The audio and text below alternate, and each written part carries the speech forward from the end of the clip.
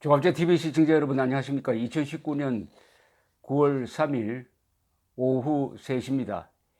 내년에는 한국에서는 4월 총선, 미국에서는 11월 대선 및 총선이 있습니다. 이 두 선거가 한국의 운명 그리고 미국의 진로를 결정하게 될 것입니다. 미국 백악관에 어느 대통령이 앉아 있느냐에 따라서 한국의 운명이 바뀐 경우가 몇 번 있었습니다. 1950년 6월 25일 북한군이 남침했을 때 그 자리에 백악관에 해리 S. 트루먼 대통령이 앉아 있었습니다. 위대한 방공 자유 지도자였습니다. 만약 그 자리에 트럼프 같은 사람이 앉아 있었다면 대한민국은 멸망했을 가능성이 높습니다. 반대로 지금 백악관에 트루먼 대통령 같은 사람이 앉아 있다면 북한 핵 문제는 해결되었을 것입니다. 그리고 문재인 정권도 아주 어려운 처지에 놓였을 것입니다. 그런데 지금 불행하게도 백악관에는 트럼프 대통령이 앉아 있습니다. 이 트럼프 대통령은 거짓말을 너무 많이 합니다. 장사꾼처럼 안보 문제까지 돈으로 따집니다. 그리고 동맹에 대해서 별 관심이 없습니다. 나토뿐만 아니라 한미일 동맹, 특히 한미 동맹을 잘 관리해야 된다는 생각이 별로입니다. 이걸 이용한 김정은과 문재인의 공세에 직면해 가지고 지금 한일 동맹이 아주 어렵게 되었습니다. 이런 트럼프의 약점을 잘 간파한 아베 총리가 트럼프에게 맞춰주면서도 자신의, 즉 일본의 국가 이익을 훼손당하지 않도록 노력하는 모습이 아주 인상적입니다. 자, 문제는 내년 재선에 트럼프가 당선될 것이냐 낙선될 것이냐, 그것이 우리 한국에 유리하냐 불리하냐. 한국이라고 했을 때 문재인 정부가 아닙니다. 문재인 정부와 한국은 분리해야 됩니다. 즉 한국인의 생명재산 자유를 지키는데 트럼프가 낙선되는 게 좋으냐 당선되는 것이 좋으냐인데, 저는 낙선이 답이라고 생각합니다. 낙선이 답이다.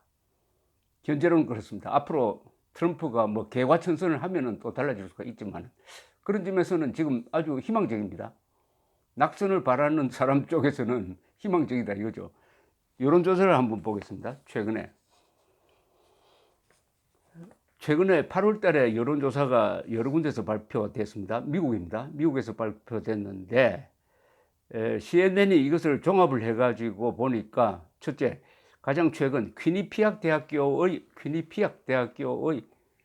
8월 말 여론조사에 따르면은 트럼프는 전 부통령, 민주당입니다. 민주당 후보군 중에서 선두를 달리는 전 부통령 존 바이든, 매사추세츠 상원의원 엘리자베스 워렌, 버몬트 상원의원 버니 샌더스, 캘리포니아 상원의원 카말라 해리스, 인디애나주 사우스밴드 시장 피트 부티기그에게 모두 상당한 차이로 지고 있음이 드러났습니다.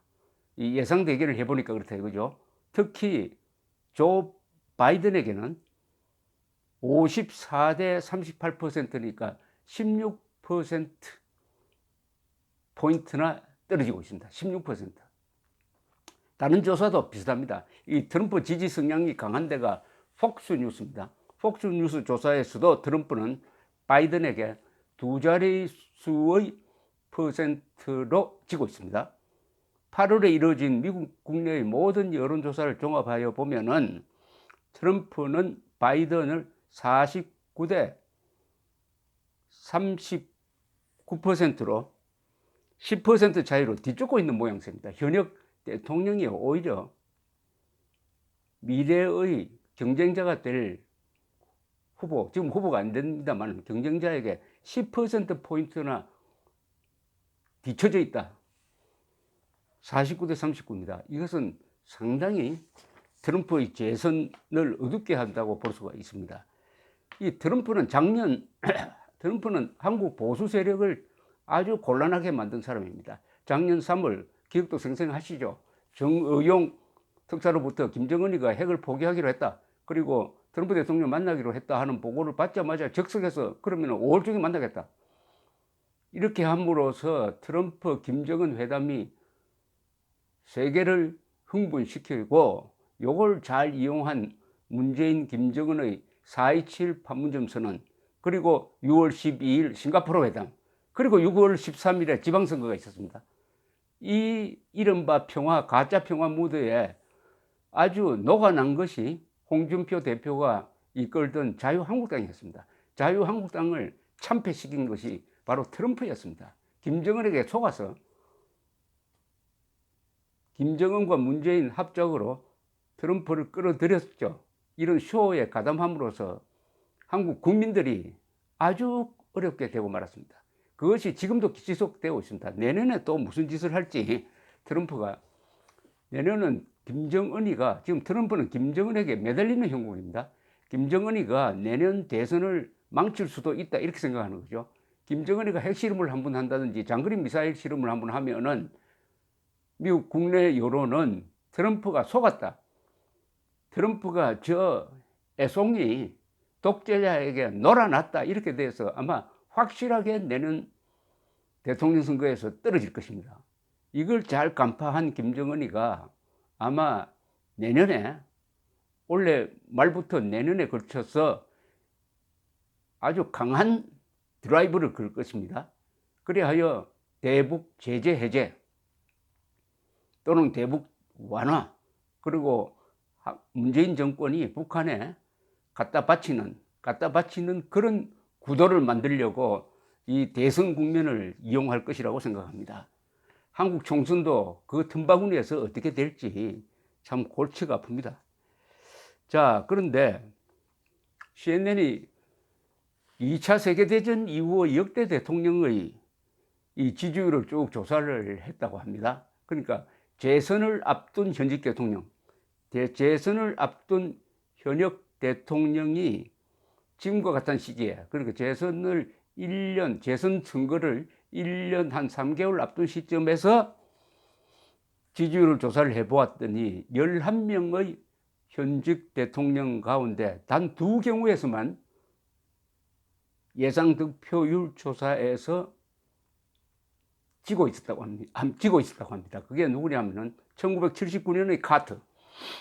1979년의 카터는 이란 사태를 잘못 관리를 해가지고 이란에서 호메니 혁명이 일어나고 제2차 오일 쇼크가 일어나고 해가지고 미국이 아주 공격에 처했을 때입니다. 1979년의 카터, 지미 카터 민주당 현역이었습니다. 그리고 2011년의 오바마, 두 사람이 유일하게 11명 중에서 이 두 사람이 지고 있었는데 그러나 지는 그 표차 지지율 차이가 어느 정도였냐면은 카트는 레이건에게 공화당의 레이건에게 4%포인트 밀리고, 그 다음에 오바마는 공화당의 롬니에게 1%포인트 지는 걸로 나왔습니다. 그런데 결과는 어떻게 됐느냐? 카트는 레이건에게 크게 졌습니다. 그러나 오바마는 롬니에게 근소하게 이겼습니다. 그런데 이분은 달라요. 트럼프가 바이든에게 밀리는 그 숫자가 16%포인트, 적어도 10%포인트 이상입니다. 이렇게 크게 밀리는 경우는 없었다는 거죠. 그만큼 재선 가능성이 매우 낮다. 트럼프의 재선 가능성은 매우 낮다고 봐야 합니다. 그걸 현실적인 예상치로 보면서 어떻게 대응할 거냐 하는 궁리를 해야 될 시점입니다. 트럼프는 저렇게 큰 소리 치고 하지만은 워낙 미국 사람들의 정서에 맞지 않는 사람입니다. 그러나 거짓말을 하고 백인들이 결속해가지고 지지하니까 뭐 일정한 지지율은 유지하는데 한 번도 50%를 넘어본 적이 없습니다. 트럼프 지지율이 50%를 넘어본 적이 없는데 작년 11월 상원 하원 선거에서 하원에서 졌습니다. 하원에서 졌을 때 그때 트럼프의 지지율이 45%였고 하원 의석 확보한 공화당의 비율이 45%였습니다. 즉 트럼프의 지지율이 공화당 의석수와 같아졌습니다. 아주 이게 중요하다는 그런 뜻입니다. 자, 이제 트럼프의 재선 가능성이 낮다. 저는 떨어져야, 트럼프가 민주당 후보에게 떨어져야 대한민국이 공산화도 저지하고 대륙 회귀도 저지할 수 있다고 보는 사람입니다. 그러면은 우리가 무슨 영향을 끼칠 수 있느냐? 있어요. 그것은 미국 사는 교포입니다. 미국 사는 교포들이 투표권을 제대로 행사할 때 그 기준이 조국, 한국의 문재인 정부가 아니라 한국 국민들, 그리고 더 나아가서 미국 시민들에게 도움이 되는 후보를 찍는 운동, 이게 미국에 사시는 교민들의 아주 가장 효과적인 애국 운동이라는 생각이 들었습니다. 감사합니다.